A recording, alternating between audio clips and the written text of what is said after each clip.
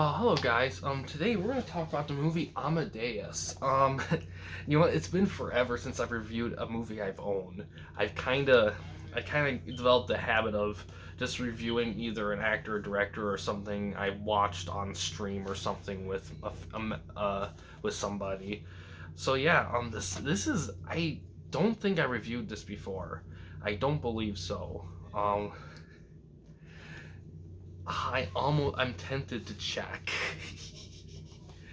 to see, and if I did, then I'll call an audible. But let me double check here, and then all this is a little rough, but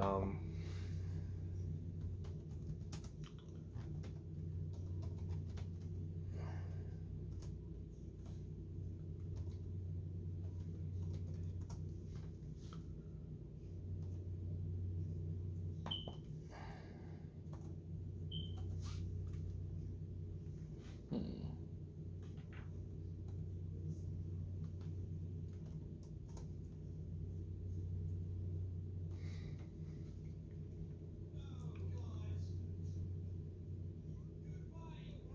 Yeah, I don't think so. So we're just gonna roll with it. So this movie came out in 1984. It's pretty PG. It's 2 hours and 40 minutes long. It's at 8.4 out of 10 on IMDb, with about 393,000 user votes. Has 88% on Metacritic with about 226 critics. It's directed by Milos Forman, who pardon the loading here, who also worked on One Flew Over the Cuckoo's Nest. That one's also a good movie. And it stars F. Murray Abraham, who's been in a lot of stuff. He actually won an Oscar for Best Actor for this film, which is really something there because he was actually in quite a few things. Let's see. Grand. He was in Grand Budapest Hotel. He was in that, and what else? Also stars Tom Hulk, Hulce, Hulse or Hulker, not quite sure how it's pronounced, and he was also in Parenthood. I think I definitely talked about Parenthood before. On Rotten Tomatoes, the movie has 93% by critics with 102 critics and 95% by audience with about 100,000-ish audience number there. The critics' consensus is a lavish, entertaining, powerful film about the life and influence, both positive and negative, of one of Western culture's great artists. It is. Let's see here. It's available. It's not available for streaming. It's available to rent and buy on Apple TV, Amazon, Google Play, YouTube, Vudu, Redbox, and EMC on demand. And it was released on DVD in 1997. So I own the director's cut, and I watched that. Also, on a quick side note, this is something I just noticed. Like, old regular DVDs, they come with so much extra shit, like commentary or like behind the scenes. They come up with so much shit, and a lot of Blu-ray movies you get nowadays, a lot of default Blu-rays or whatever, not the special ones like just normal Blu-rays or DVDs. They barely have shit. They don't have anything. They really don't put a lot in those things like they used to. It's actually quite something. But but anyway, this movie.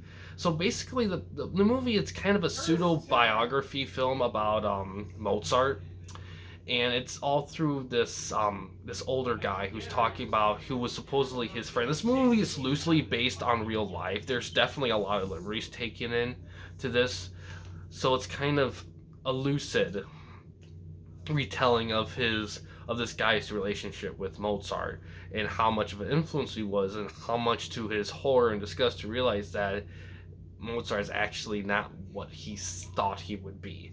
So it's a really, really good film, and it's great because it's told in a way that it's kind of told through the, I call it the H2O strategy, like it's kind of the strategy that makes something like Star Wars appeal to everybody. It's like it goes along with the saying of a lot of people can appreciate wine, but everyone can drink water. So, and the saying means that pretty much some like while something that's meant for specific people can be great, something can be still something can be amazing and appeal to everybody. And this movie goes that approach where instead of like talking in a lot of the jargon back then and a lot of like being told in a way that purists could get into but not necessarily everyone can, this movie's told in a way that everyone can. And that's great because this movie, a huge chunk of this film is all about classical music, and that can be something that can easily be misconstrued as boring. But the way this movie tells the music and shows the artist's passion for it and stuff really makes it feel legitimate, like as legitimate as a rap artist with their rap music, or rock guy with rock music, country music. This really, you really feel it to the point where you yourself kind of get lost in the passion for the music, and you see like how long it takes, how hard it is, and see like all this some of the funny stuff that happens along the way and some of the serious stuff too. It's really intriguing, and it really shows how much of a artistic genius some of these people are, especially Mozart. And but also, you know, what comes with it though, like some of the demons, and how knowing someone that talented and knowing it but yet like being influenced by someone so great but yet finding them personally to be repulsive. It's that contrasting thing, the effect that has on someone. I mean, this is the kind of stuff, the way this movie goes over stuff, it makes it relatable. Like the movie does a great job of capturing that time period in a lot of ways, but the best thing they did was make it so that it was approachable and readable to people of current times. And then they didn't try too hard to make it. They tried hard to make it communable with any people of any time period, like current, like 84 to more, because I have to say, this if they told this in like with all the classical jargon and all that shit, I don't know if it would have done as well. It probably might have still won Best Picture or whatever, but I don't think it would have the appeal from the casual person like it did then, and probably continues to this day if anyone watches it today. I think the only thing to keep in mind with this movie is that it is, like I said, it is classically music driven. And sure, you could probably appreciate the music but if you're really not into the music, then you might not care for that aspect. But you could probably appreciate the passion that these people share about music, and that's something you could get into too. It's been a long time since I've watched this movie, so I'm not quite sure. Like, all these positives and negatives, I'm not quite sure if they hold up well if I rewatch it. But that's just my initial remembrance of it. I think the only thing, like I said, the other thing to keep in mind with this film is that it is that a lot of people do argue how based on true life this movie is, and how much is taken in fiction, and that kind of, and I know a lot of people are very picky on that kind of stuff. So if you're one of those people, you may not care for that as much. But the movie doesn't get too obsessed over the little details of life. The main point of the movie is to kind of show like how it's kind of show the devastation it can that idolism can have from someone, in terms of like someone idolizing someone so much. And really there's two things. One, really classical music appreciation for sure, especially Mozart's work for sure. But the second and the bigger one, I think, is looking up to someone with too high expectations, like thinking this person's going to be a purist godlike form with great music, and then meeting them and they're kind of sloppy, they're a little crude, but yet when shit comes to shit, they deliver genius. And becoming obsessed with that contradiction, like how can this person be like this and be like that? Like he's a crude person with all the talent in the world, and I do everything right, and I barely got a thing. That kind of envy and jealousy kind of thing, how the results of it and what it can lead to. That's really what the film drives the film, really, in my opinion. But overall, yeah, this is a fantastic film. I definitely recommend checking it out. It's not really available for streaming. It is around.